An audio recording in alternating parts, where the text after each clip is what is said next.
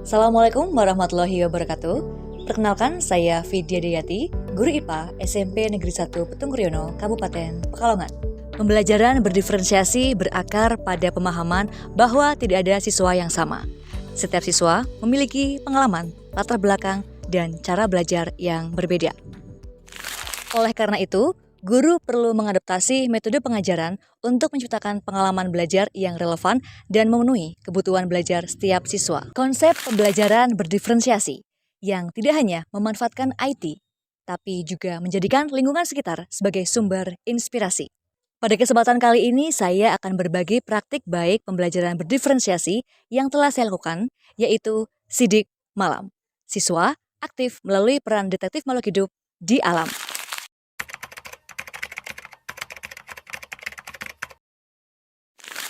Berdasarkan hasil pengamatan guru selama proses pembelajaran, keaktifan siswa di kelas masih rendah.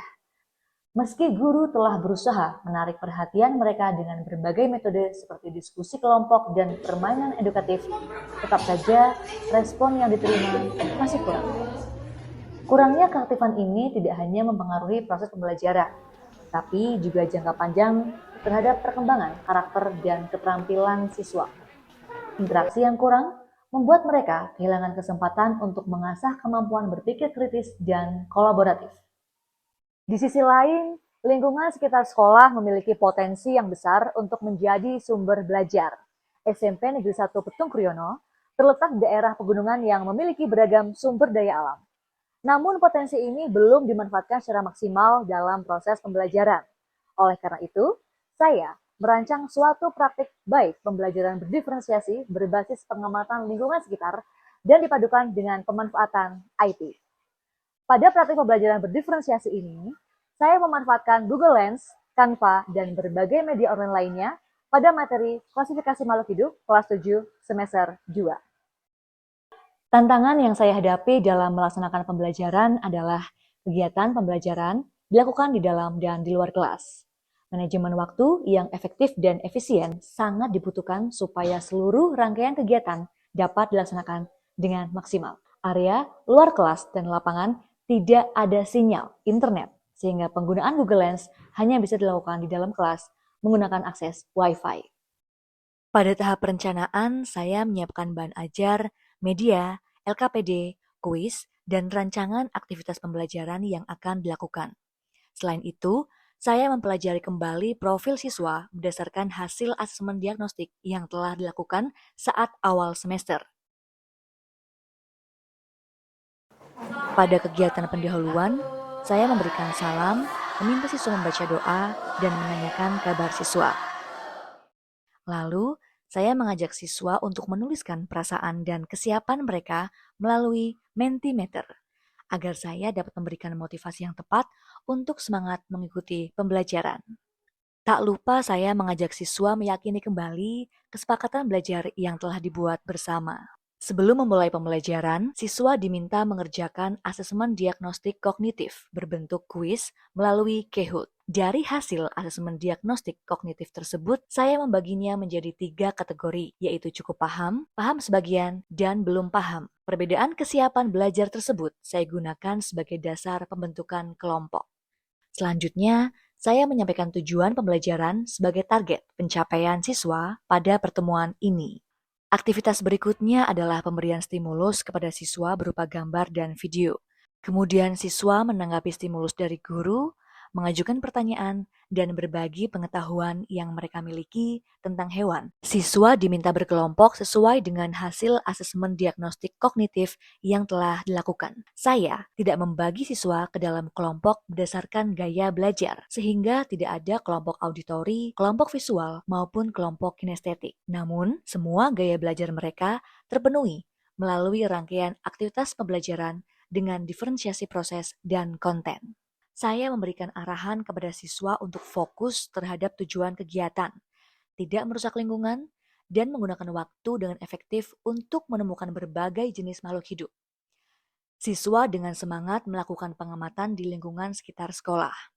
Mereka berperan sebagai detektif alam, berusaha menemukan beragam makhluk hidup yang mewakili semua jenis. Kegiatan ini tidak hanya memberikan pengalaman belajar yang menyenangkan dan membuat siswa aktif, tetapi juga memfasilitasi kebutuhan belajar kinestetik dan visual dengan baik. Siswa dapat belajar secara langsung melalui gerak dan penglihatan, sehingga lebih mudah memahami dan mengingat materi yang dipelajari. Dalam pembelajaran ini, saya menonjolkan pembelajaran dengan pendekatan diferensiasi konten dan proses. Setiap aktivitas pembelajaran yang dilakukan oleh siswa merupakan perwujudan dari pemenuhan kebutuhan belajar siswa yang berbeda-beda. Setelah selesai melakukan pengamatan, saya mengajak siswa untuk kembali ke kelas. Dengan suasana yang lebih santai, saya mengajak siswa untuk relaksasi. Siswa duduk dengan nyaman dan mengambil nafas sejenak. Selanjutnya, siswa diberi kesempatan untuk berbagi pengalaman menarik selama pengamatan tadi. Aktivitas pembelajaran dilanjutkan dengan diskusi oleh masing-masing kelompok, mengolah data dari hasil pengamatan yang telah dilakukan. Siswa menggunakan Google Lens untuk mengidentifikasi makhluk hidup yang ditemukan. Saya mendampingi siswa melakukan diskusi kelompok dan memberikan pendampingan intens kepada siswa dengan pemahaman kurang sesuai hasil asesmen awal. Siswa dengan gaya belajar visual maupun minat terhadap desain grafis fokus terhadap penyelesaian infografis yang nantinya akan dipresentasikan di depan kelas. Sedangkan siswa dengan gaya belajar auditori dominan memberikan penjelasan terkait data yang ditemukan ataupun sebaliknya, menyimak penjelasan teman terkait pengolahan data. Sebelum masuk ke sesi presentasi, saya memberikan ice breaking. Hal ini penting dilakukan untuk mengembalikan fokus dan semangat siswa. Agak cepat lagi, Pi. Siswa mempresentasikan hasil diskusi kelompok. Siswa dengan gaya belajar auditori terlihat menonjol dengan memberikan pemaparan yang baik. Saat proses presentasi berlangsung, kelompok lain memberikan pertanyaan dan terjadi proses tanya jawab yang tentunya bisa meningkatkan keaktifan dan melatih kemampuan berpikir kritis. Di akhir pembelajaran, siswa diajak bermain games. Setiap kelompok diberi 3 kesempatan untuk menjawab soal-soal yang ditampilkan di layar. Dengan suasana yang kompetitif namun menyenangkan, setiap kelompok berusaha menjawab dengan cepat dan tepat, bekerja sama dalam menyusun jawaban. Games ini tidak hanya membuat siswa lebih aktif dan terlibat dalam pembelajaran, tapi juga membantu mereka memperkuat pemahaman terhadap materi yang telah dipelajari. Selanjutnya, saya memandu siswa untuk menyimpulkan materi yang telah dipelajari. Siswa diminta untuk menuliskan refleksi pembelajaran terkait perasaan, tantangan, dan penerapan pada kertas post-it. Setiap siswa kemudian menempelkannya pada kertas plano yang disiapkan di depan kelas. Berdasarkan hasil pengamatan yang saya lakukan selama proses pembelajaran, siswa lebih aktif dan antusias dalam mengikuti pembelajaran. Hal tersebut dikarenakan siswa dibebaskan untuk melakukan eksplorasi di luar kelas. Selain itu, pemanfaatan teknologi membuat pembelajaran lebih interaktif. Siswa lebih bisa memahami data yang dikumpulkan, berbagi temuan, bekerja secara kolaboratif, dan menyusun laporan secara sistematis. Saya Nabila dari kelas 7A. Setelah mengikuti pembelajaran Ibu Vidya, saya merasa senang karena dapat keluar kelas dan memanfaatkan handphone untuk pembelajaran dan dapat mengamati hewan-hewan dan tumbuhan sekitar. Semoga kedepannya pembelajaran IPA lebih asik lagi dan lebih seru lagi. Terima kasih. Assalamualaikum warahmatullahi wabarakatuh. Di sini saya akan memberikan testimoni yaitu terhadap pembelajaran yang dilaksanakan oleh Bu Vidya Hidayati. Sehingga dengan pembelajaran ini saya yakin anak mendapatkan feel ataupun perasaan yang sangat menyenangkan, sangat bahagia karena kolaborasi antara di dalam ruangan dengan alam sekitar. Sehingga pembelajaran yang berdiferensiasi ini adalah sangat menyenangkan. Praktik baik yang telah saya lakukan ini, saya bagikan di media sosial dan juga melalui komunitas belajar di sekolah maupun MGMP IPA. Tujuannya agar mendapatkan umpan balik yang konstruktif demi pengembangan praktik baik selanjutnya.